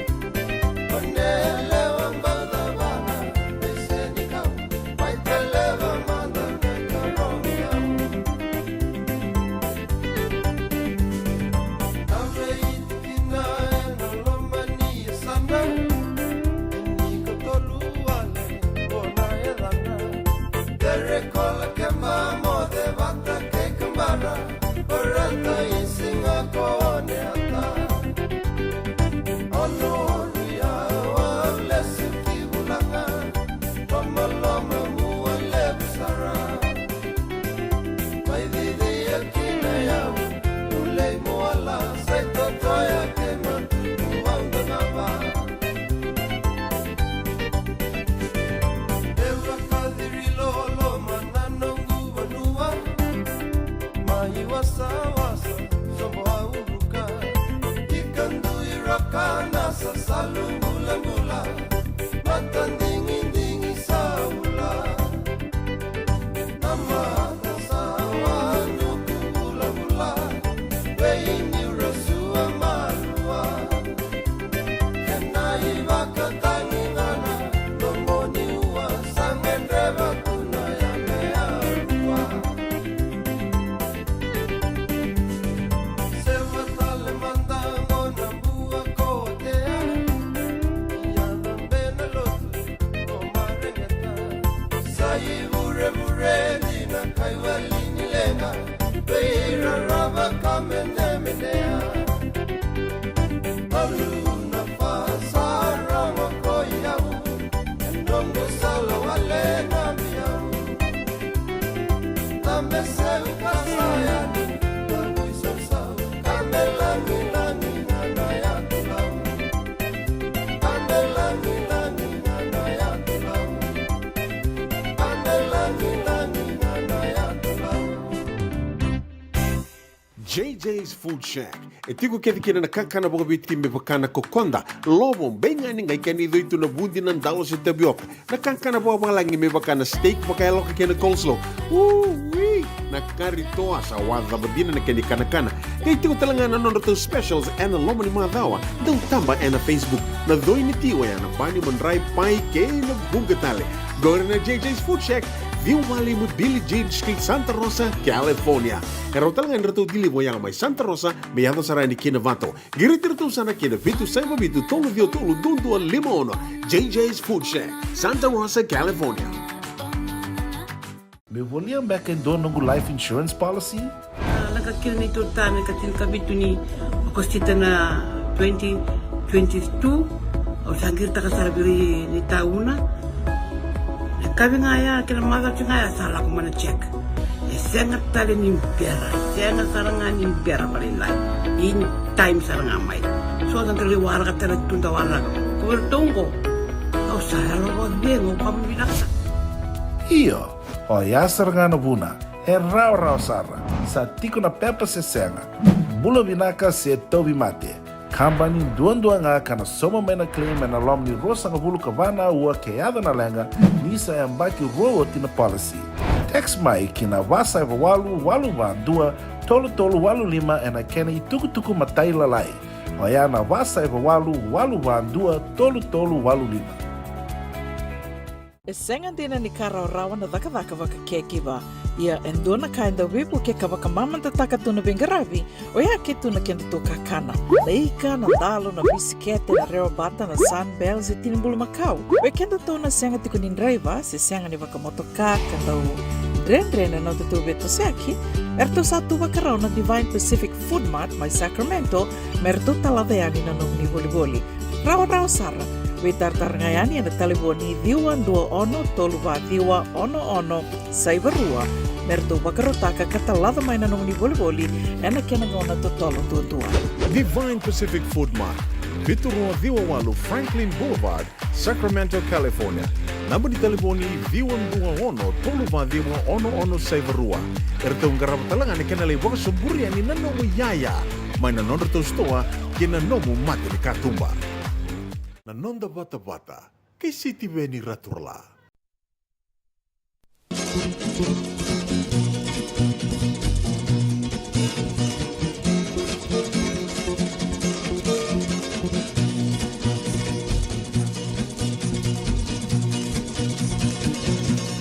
Catavila, Roma, la Catavila.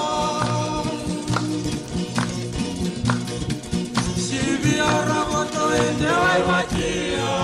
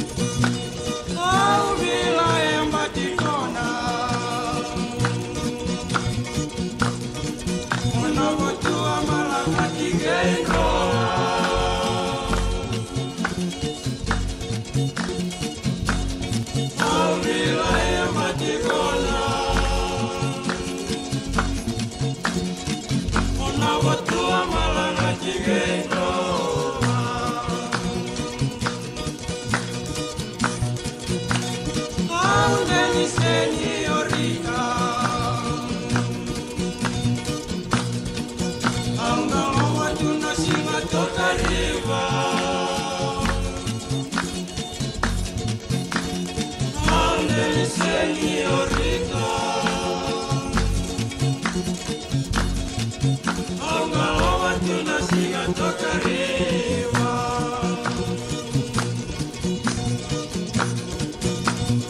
Rauni na Rosalia. Na kina ninga ule kusawila. Rauni na Rosalia. Na kina ninga ule kusawila.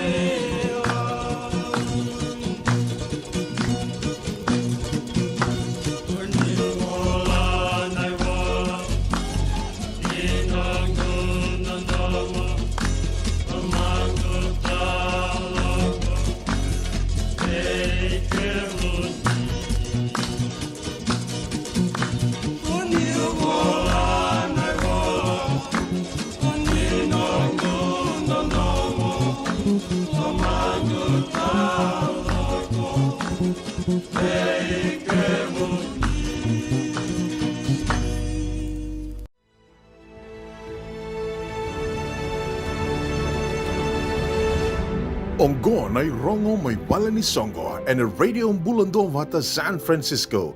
Mekauti kanda vatamay.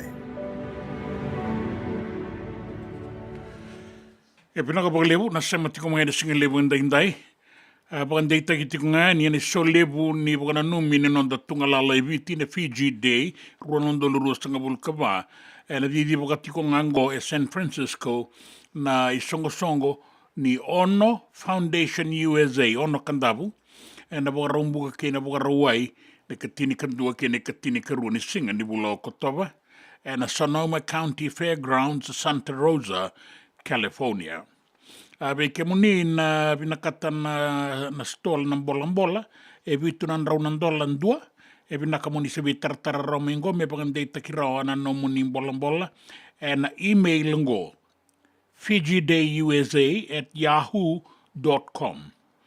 Mo ni rawan ni bagandi takakina na nomuni bola na singa ni songo. Ni kusa sebot kongwe vida na bula menangaya na songo e binakamenda sebaga rautoka ni se singa na bonua. Nanonda bata-bata, kay City Veni Raturla.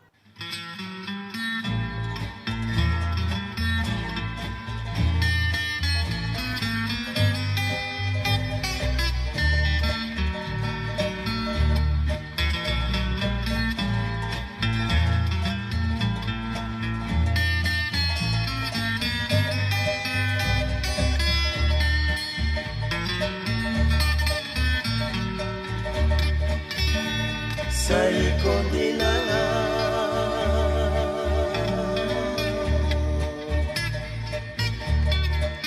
awarongo danando momu kokade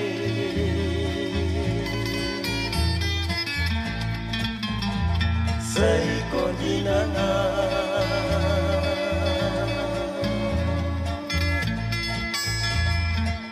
misando momu saranga moda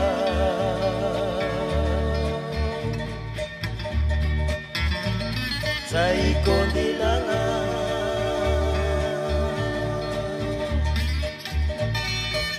tono monica viviau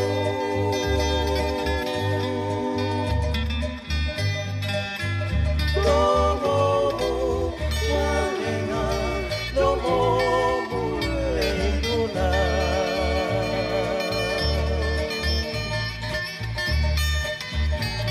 Ông mang về tu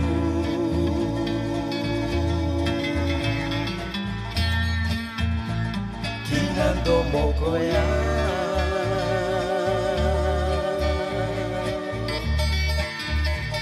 Memoro male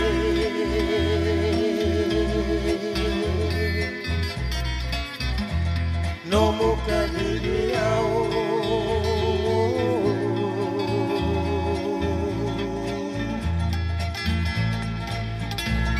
Como mualena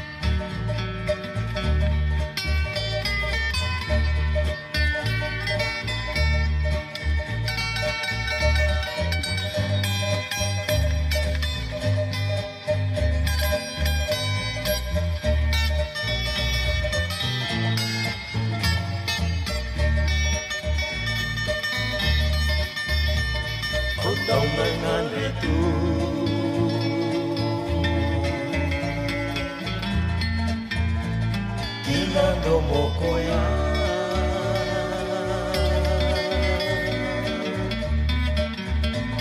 Memborongo dale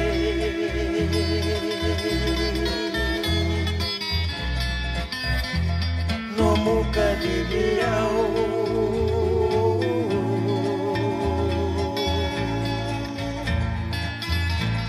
Domo mualenga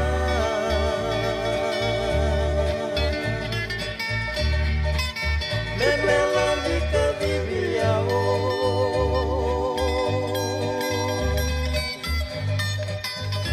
Domo mualenga Domo mulepuna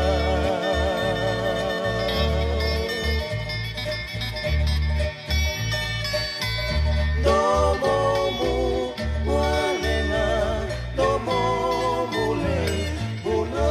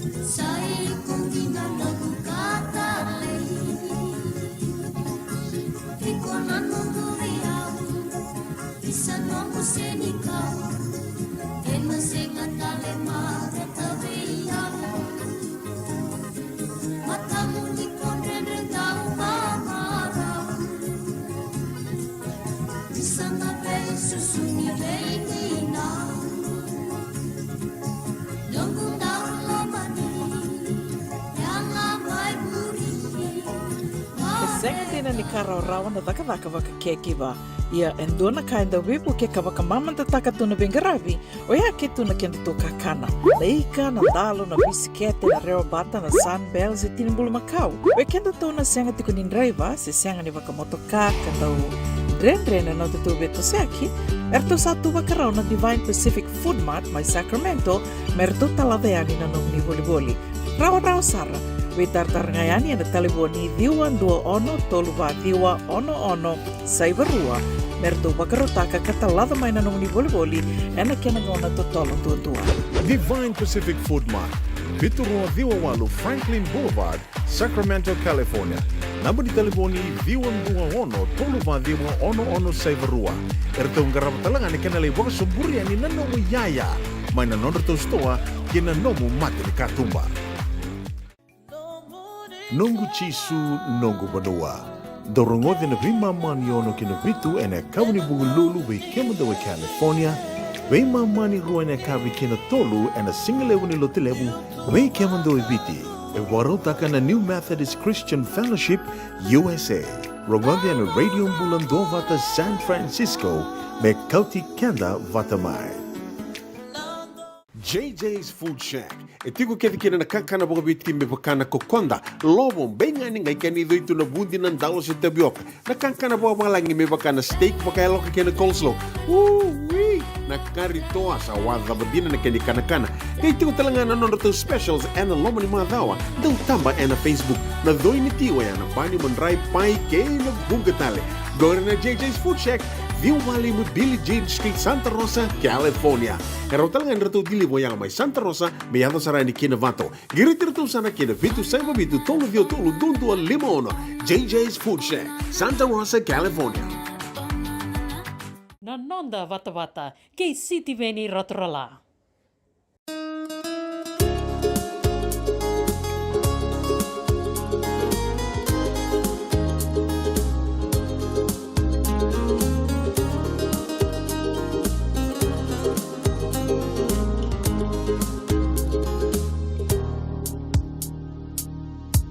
Talano ataka manda nanongu beauty neito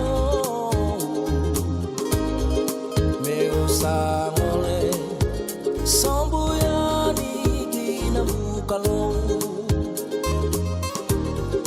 yeguni mateni nakaso kena gogolo dau perai vossa na bulong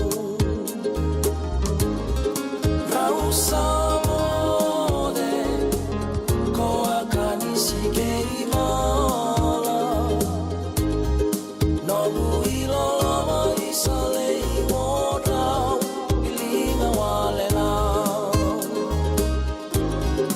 rausa mode ko akani sikei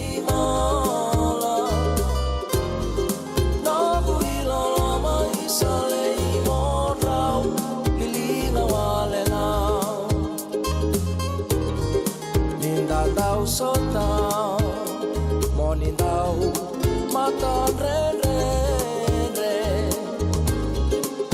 boboleka ni mai kamoro me meno bukalele vagaba manda na ke murau mune munete au nai diva isale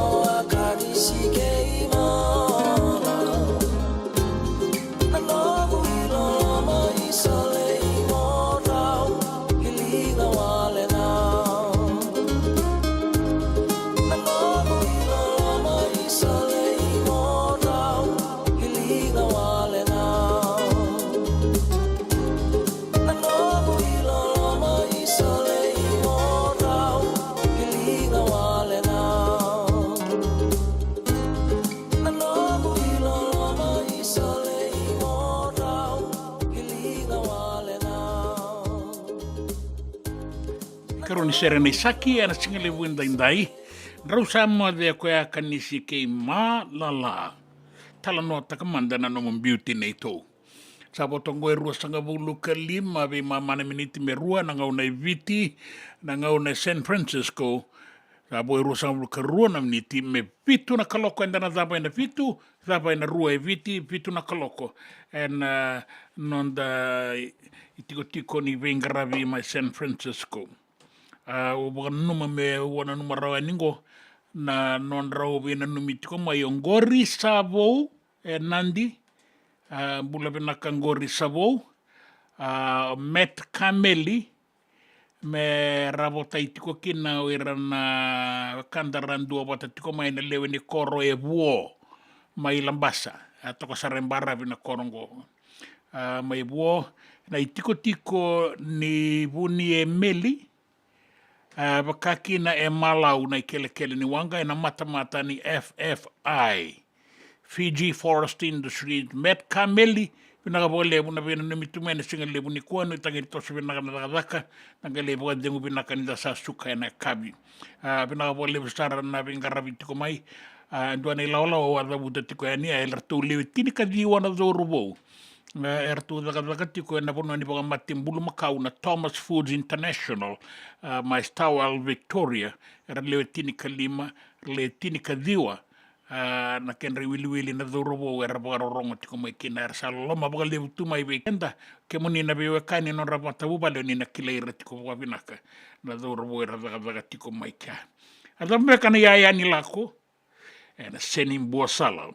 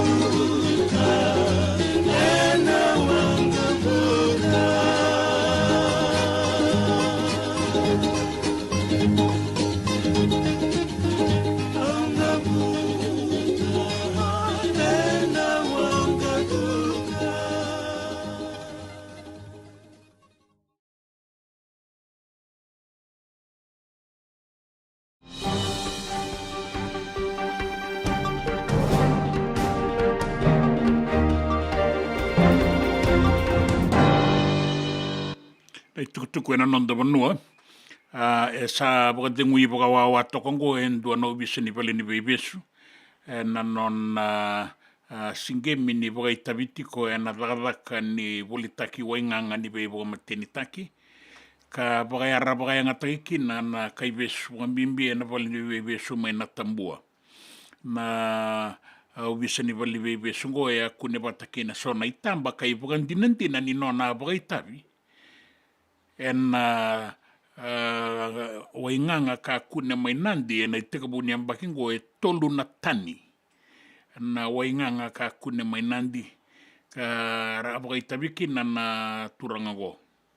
Ya sa turi toko baka wawa ya tengu toko mandana takadaka bangangai e na buku ni takadaka e ngaraba batake rana kaibesu.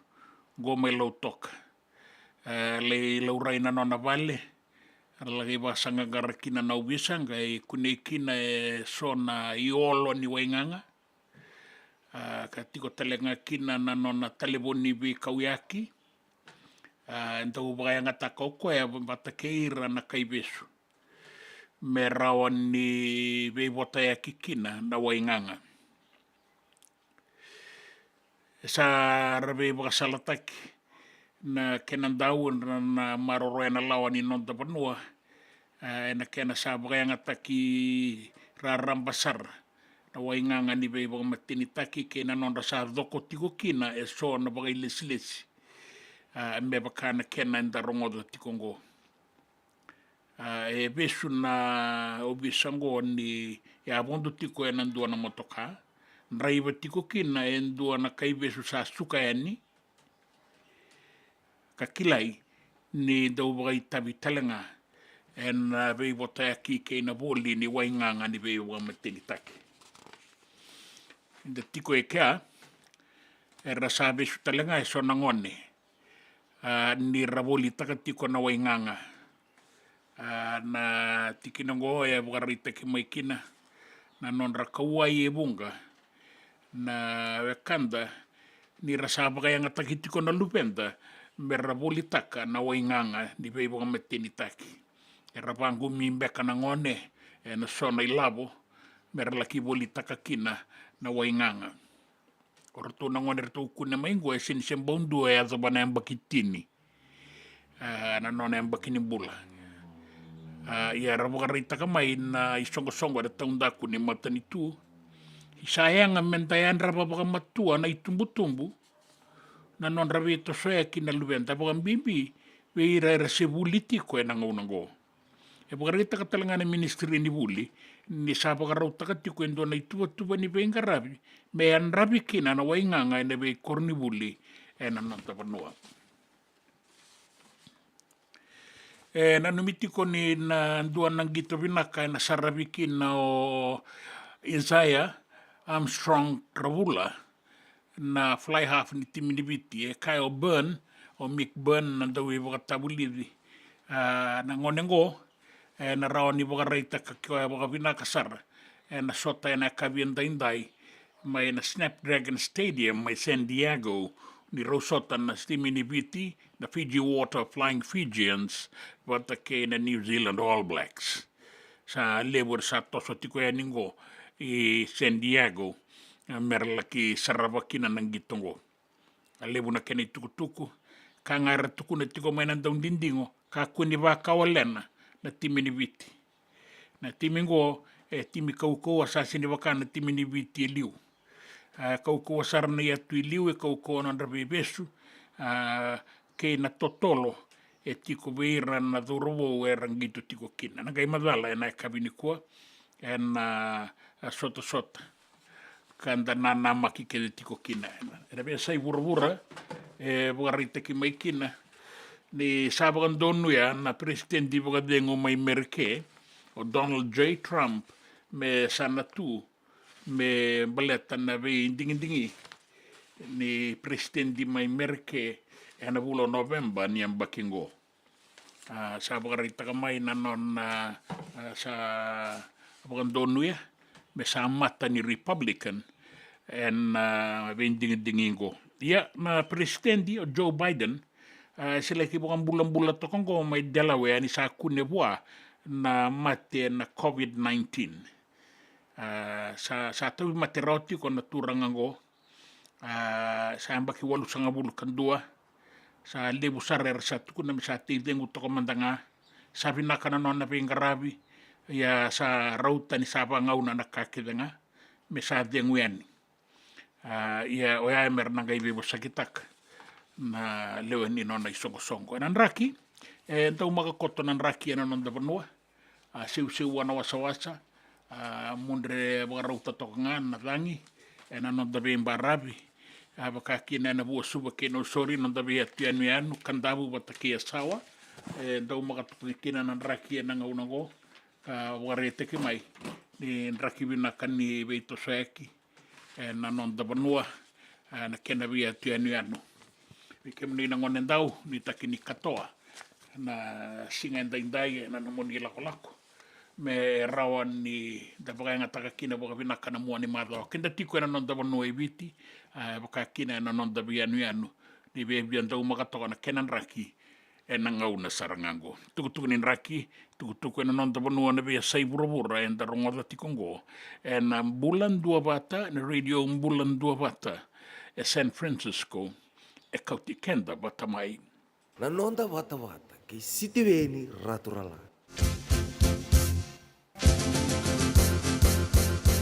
Ersa vada yani kida kau, ersa vada yani kida kau, koira keda nangon, koira keda nangon, ersa vada, ersa vada, ersa vada yani kida kau.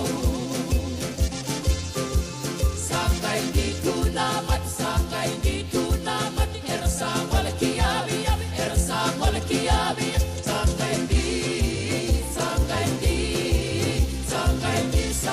di tunamati. Towa de lesta lei badua, sakau bi mai now, sakau bi mai now, sakau bi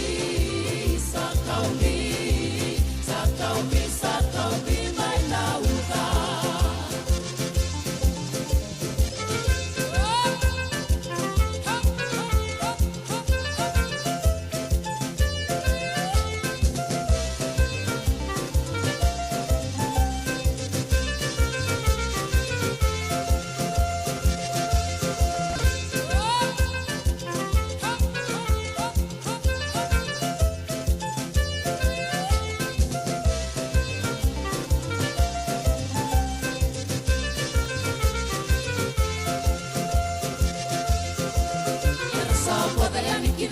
Ersa vada yani kida kau, koira keda nangon, koira keda nangon, ersa vada, ersa vada, ersa vada yani kida kau.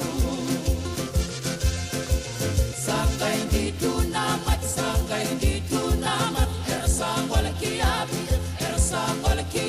abi sangai di tunamati. Go for the lesta lei banua, sakau bi mai now, sakau bi mai now, sakau bi mai now.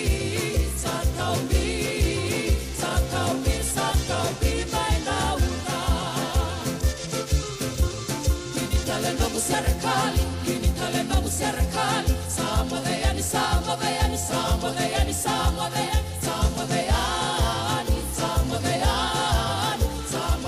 samadeyani, lei kambani. Kini tale nobu serikali, samadeyani,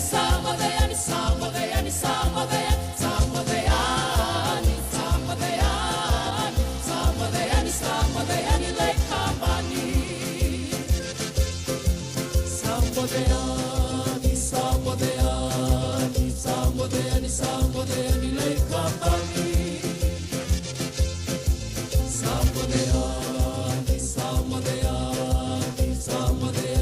Samodeyani, lei kambani.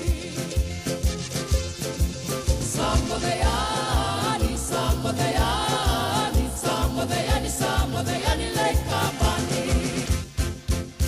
Ravalani lutu nada uda.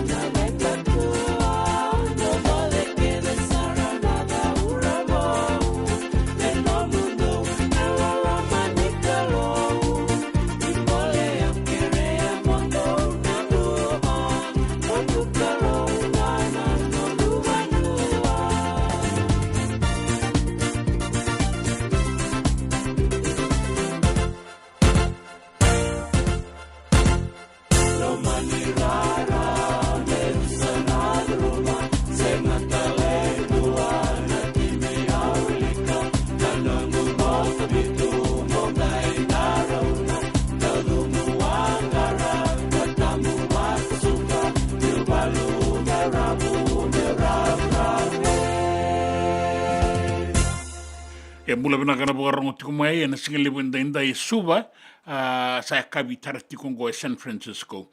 Atu na isabu niwi. Iyo kima bisa lolo matali tunga ni na muni vanua. Bina ka bukale buna venga rabi. Dua na ilaola ongo tamai tumbuna na ilangon dakua. Bula maleka matangali. Oni na numitiko e na singale bunda indai. E wakabi iau. Go mai na sabu. Ian tarongo da manda. Na nangase o e peni sakarabaki o tuirara te vitambakani ke ibuke ni tuirara ai se riverandamu wara ki tiko ngango na non rausota na timini viti ke ina timi New Zealandi orto kira tiko mai go i Dabo New South Wales Australia. Alolo masaratu ya ni beke muni na bogale nandimbi Rosibella Mac Temo Volati andina pina bogale no tuirara sebes usaba mo de ke kira usaba mo de ke na ngonele wanda beto kongo ya sangu na bogale na sema tiko mai na singani kwa mwani madhovi na kabike muni ni kalungata ni samode.